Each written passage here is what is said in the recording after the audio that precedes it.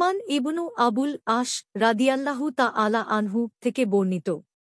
তিনি বলেন, আমি রসূলুল্লাহ সাল্লাল্লাহু আলাইহি ওয়াসাল্লামকে জিজ্ঞেস করলাম, হে আল্লাহর রসূল, শয়তান আমার নামাজ ও কিরাতের মধ্যে অন্তরায় হয়ে দাঁড়ায় এবং সে আমার মনে সন্দেহ সংশয় তৈরি করে দেয়।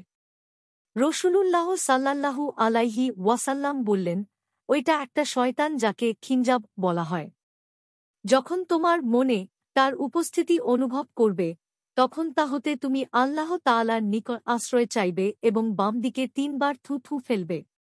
উসমান রাদিয়াল্লাহু তাআলা আনহু বলেন, আমি রসূলুল্লাহ সাল্লাল্লাহু আলাইহি ওয়াসাল্লামের নির্দেশ অনুযায়ী এরূপ করলে আল্লাহ তাআলা আমার নিকট হতে রাদিয়াল্লাহু তাআলা আনহু শয়তান দূর করে দেন। মুসলিম ২২০৩, আহমাদ ১৭৮৯৭, সহিহ আত-তারগিব ১৬১৫, মুসান্নাফ আব্দুর রাজ্জাক ৪২২০।